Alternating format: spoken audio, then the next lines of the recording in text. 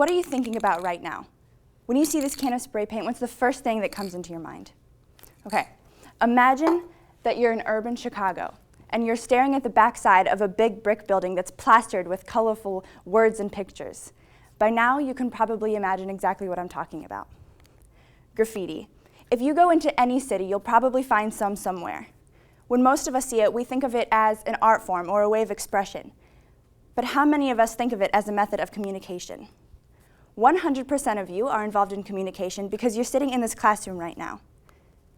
But how we do it is we take the words and we translate them, speaking them out loud and using the spoken word. But I'm going to tell you about some people who took the spoken word and wrote it down using graffiti. The first time that I saw graffiti, it was on a train car. And I saw it, but I didn't understand what it was. But I wanted to. I love learning new things, and since I didn't understand it, it sparked my interest. Now that I've done some research, I found a history that most people don't know about graffiti. Graffiti didn't just suddenly appear one day in a city. People have been using it for centuries. I'm going to introduce you to the original graffiti artists in history. Those people were the ancient Romans, the Civil War soldiers, and the hobos of the Great Depression. So first, let's look at the origins of the word. The word graffiti comes from the Greek word graphene, which means to write, and it's plural of the Italian word graffito, which is an inscription or drawing made on a public surface.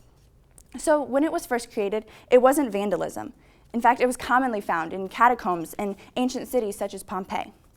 In the article Graffiti, the Use of the Familiar from the Art Education magazine of 2004, we're told that the reason that we still have the graffiti was because it was preserved by the volcanic eruption of Mount Vesuvius.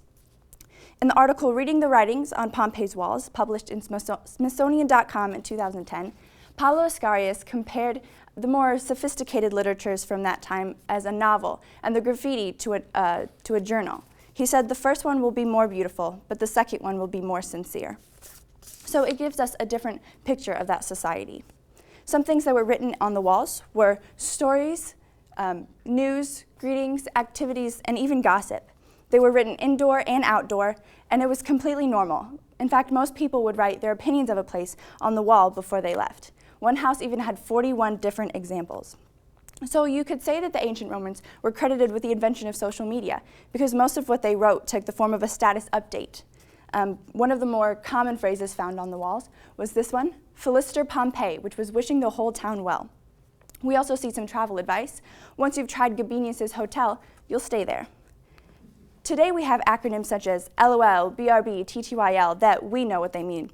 In ancient Rome, they had SVBEEV, which was Si vales, ben est ego valio, which meant if you are well, that is good, I am well.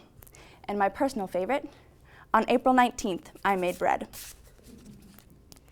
Have you ever seen a heart carved in a tree, or maybe you've done it yourself? If you have, you're not the first. Love declarations were very common in ancient Pompeii, and it was even noted that there was more goodwill written on the walls than ill will. The next graffiti artists that I want to introduce you to were the Civil War soldiers.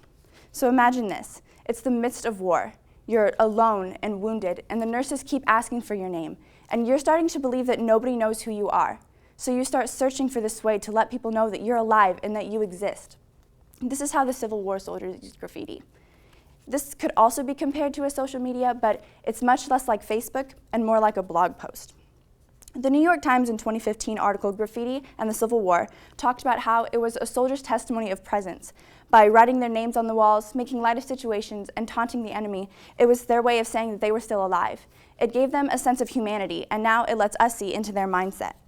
They wrote on houses, churches, hospitals, tunnels, caves, wherever they went and wherever they stayed. In the article Civil War Times Illustrated in 1998, it talked about how they just wanted to leave their mark on the world. And they did this using whatever they had available. They used charcoal, pencils, burnt sticks, and even knives to carve their names into the walls. In Civil War Times 2003, it talked about a graffiti house, which was covered in graffiti, more specifically in the attic. And it said found on the walls were signatures, regiment numbers, drawings, messages, prayer requests, taunts to the enemy, and even situational updates. But there were also topics that were not found on the walls. And these three were slavery, suffering, and death. Now, you might think this is odd for a time of war, but the reason being was that for a short amount of time, wherever they were staying, that was their home, and they didn't want to be reminded of the most unpleasant and difficult parts of war while they were at home. Moving right along, further down into history, the next graffiti artists were the hobos of the Great Depression. The first time that I learned what a hobo was watching the American Girl Kit Kittredge movies. And you've probably seen examples for yourself. But what I didn't learn was that they were really viewed as the enemy. And so they created this pictorial language that was shorthand for storytelling and easy to learn and easy to identify. They wrote on gate posts, fences, sidewalks, trees, and car tires. Basically anywhere that you could only find the markings if you were specifically looking for them. In the Canadian Geographic article, Signs of the Hobos, published in 2001, we see examples of these drawings. If you saw a symbol like this with two upraised hands, it would mean that a man with a gun lives there, so you're going to want to be careful if you're sneaking around. A picture of a cat would mean that a kind-hearted woman lives there, so you could probably get a handout. This symbol was the universal symbol for danger. So if you saw it, for example, with a squiggly line under it, that would mean poisonous water. So as you can see, it was really, the hobos' lives depended on these signs and symbols that protected each other. And they were also ways that there were maps that led to their safety. So as you can see, graffiti isn't specific to this generation or time period. We've seen it used by the ancient Romans, the Civil War soldiers, and the hobos of the Great Depression. It stretches over hundreds of years, communicating history to anyone who looks close enough to see it.